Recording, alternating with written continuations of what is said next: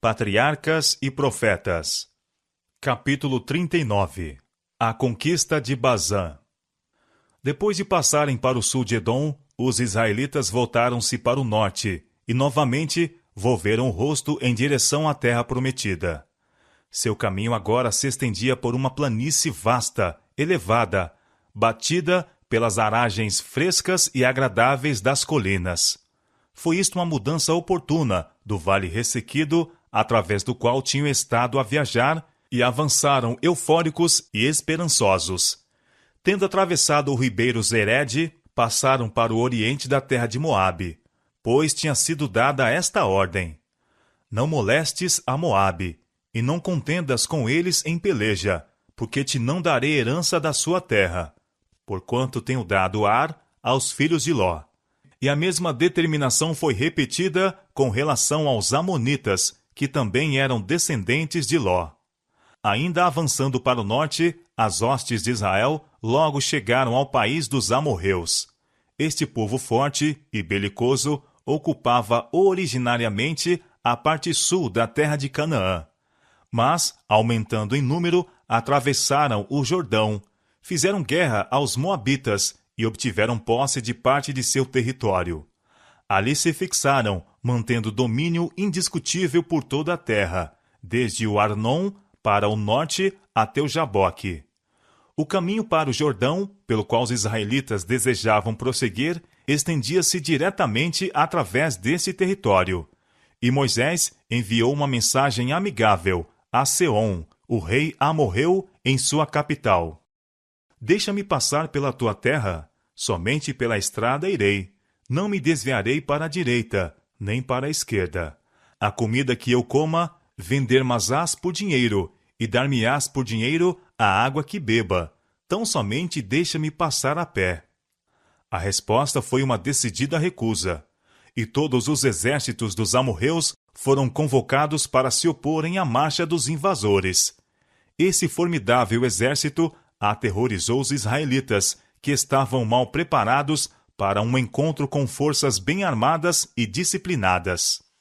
Tanto quanto dizia respeito à perícia na guerra, os seus inimigos tinham a vantagem. Segundo a aparência humana, Israel teria um fim imediato. Mas Moisés conservara seu olhar fixo na coluna de nuvem e acroçoava o povo com o pensamento de que o sinal da presença de Deus ainda estava com eles. Ao mesmo tempo, determinou-lhes fazerem tudo que a força humana podia fazer no preparo para a guerra. Seus inimigos estavam ávidos de batalhar e confiantes em que exterminariam da terra os israelitas, que não estavam preparados. Mas, do possuidor de toda a terra, havia saído a ordem para o chefe de Israel: Levantai-vos, parti e passai o ribeiro de Arnon. Eis que na tua mão tenho dado Seom, amorreu, rei de Esbom, e a sua terra. Começa a possuí-la e contende com eles em peleja. Este dia começarei a pôr um terror e um temor de ti diante dos povos que estão debaixo de todo o céu. Os que ouvirem a sua fama tremerão diante de ti e se angustiarão. Estas nações nas fronteiras de Canaã teriam sido poupadas, caso não se houvessem levantado em desafio à palavra de Deus para se oporem à marcha de Israel. O Senhor se mostrara longânimo, de grande bondade e terna piedade, mesmo para com esses povos gentílicos. Quando a Abraão foi mostrado em visão que sua semente, os filhos de Israel, seriam estrangeiros em terra estranha, durante 400 anos, o Senhor lhes fez uma promessa: A quarta geração tornará para cá, porque a medida da injustiça dos amorreus não está ainda cheia. Gênesis capítulo 15, verso 16. Embora os amorreus fossem idólatras e houvessem com justiça perdido o direito à vida por causa de sua grande impiedade, Deus os poupou durante 400 anos para dar-lhes prova inequívoca de que ele era o único verdadeiro Deus, o Criador do céu e da terra. Todos os seus prodígios, ao tirar Israel do Egito, eram deles conhecidos. Prova suficiente fora dada. Eles poderiam ter conhecido a verdade, caso tivessem estado dispostos a volver de sua idolatria e licenciosidade. mas rejeitaram a luz e apegaram-se a seus ídolos. Quando o Senhor, pela segunda vez, trouxe o seu povo às fronteiras de Canaã, outra prova de seu poder foi concedida àquelas nações gentílicas. Viram que Deus estava com Israel na vitória ganha sobre o rei Arade e os cananeus, e no milagre operado para salvar os que estavam a perecer da mordedura das serpentes. Posto que aos israelitas houvesse sido recusada a passagem pela terra de Edom, sendo obrigados a fazer assim longo e difícil itinerário ao lado do Mar Vermelho, não haviam eles, contudo, em todas as suas jornadas e acampamentos junto à terra de Edom, Moabe e Amon, mostrado hostilidade, e nenhum mal fizeram ao povo ou às suas posses. Atingindo as fronteiras dos amorreus, Israel pedira permissão apenas para passar diretamente pelo país, prometendo observar as mesmas regras que tinham presidido as suas relações com outras nações.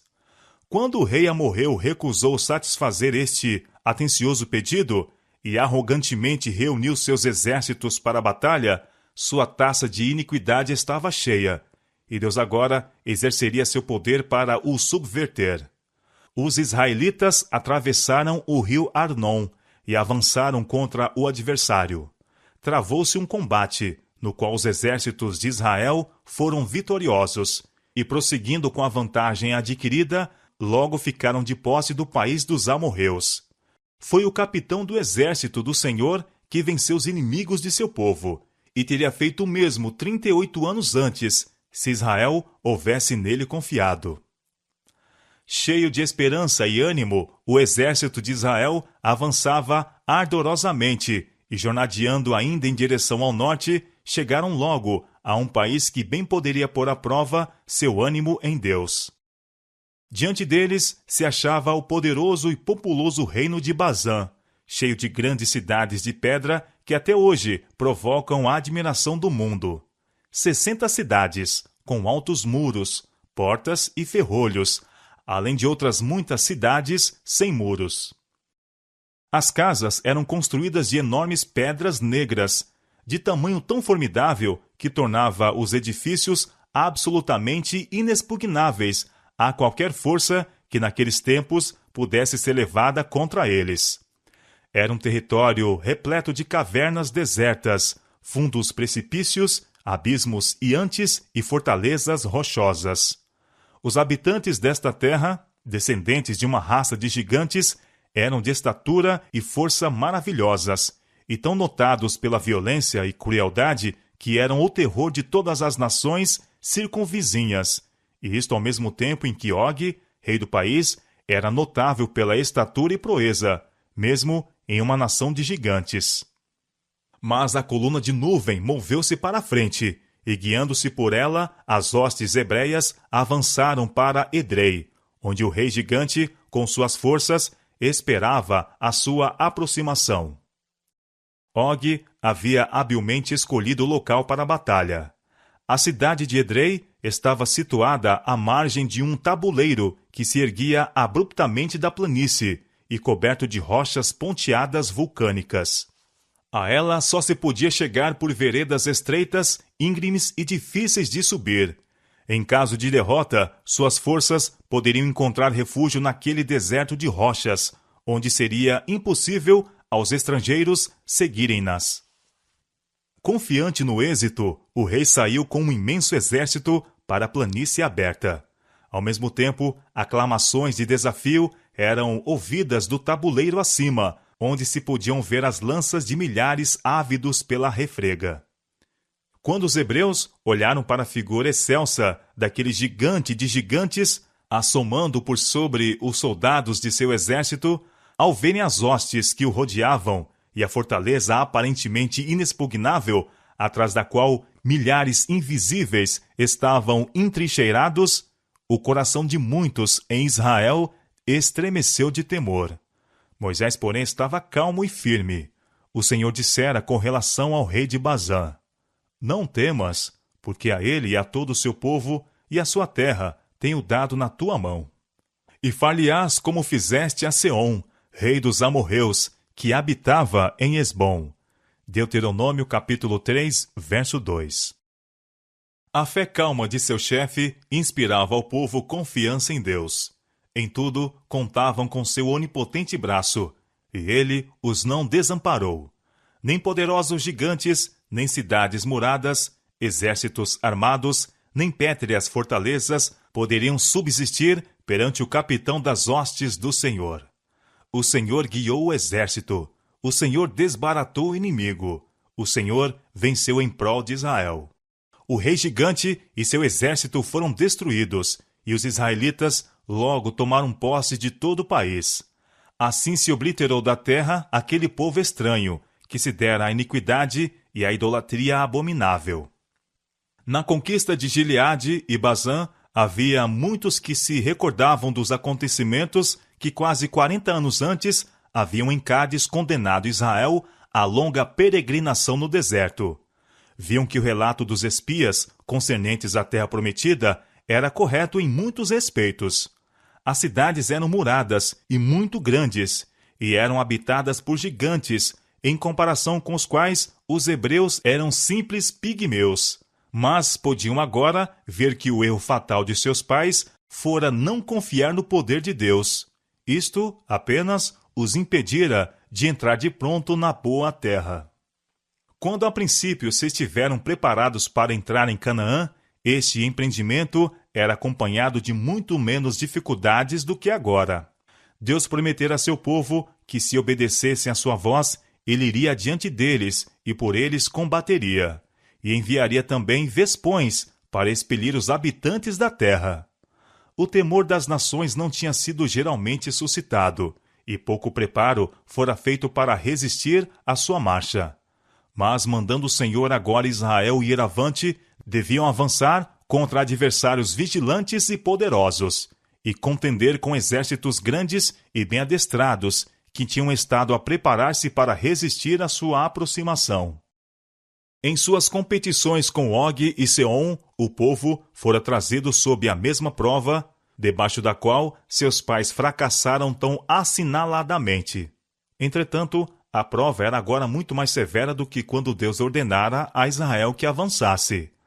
As dificuldades em seu caminho tinham aumentado grandemente, desde que se recusaram a avançar, ao ser-lhes mandado assim fazer em nome do Senhor. É assim que Deus ainda prova seu povo. E se deixam de resistir à prova, ele os traz de novo ao mesmo ponto. E a segunda vez, a prova será mais rigorosa e mais severa do que a procedente. Isto continua até que resistam à prova, ou se ainda são rebeldes, Deus tira deles sua luz e os deixa em trevas. Os hebreus lembraram-se agora de como uma vez, anteriormente, ao saírem suas forças para a batalha, foram derrotados e milhares morreram. Mas tinham ido então em oposição direta à ordem de Deus. Haviam saído sem Moisés, o chefe designado por Deus, sem a coluna de nuvem, símbolo da presença divina, e sem a arca. Agora, porém, Moisés estava com eles, fortalecendo-lhes o coração com palavras de esperança e fé. O Filho de Deus, encerrado na coluna de nuvem, abria o caminho, e a arca sagrada acompanhava o exército. Esta experiência tem uma lição para nós. O poderoso Deus de Israel é o nosso Deus. Nele podemos confiar, e se lhe obedecermos às ordens, ele operará em nosso favor de maneira tão assinalada como fez para com seu antigo povo. Todo aquele que procura seguir o caminho do dever será às vezes assaltado por dúvidas e incredulidade. O caminho, algumas vezes, estará tão atravancado de obstáculos aparentemente insuperáveis que descoroçoarão os que cedem ao desânimo. Mas Deus está a dizer a tais: ide avante, cumpre o vosso dever, custe o que custar. As dificuldades que parecem tão enormes que vos enchem de terror a alma se desvanecerão ao avançardes no caminho da obediência, confiando humildemente em Deus.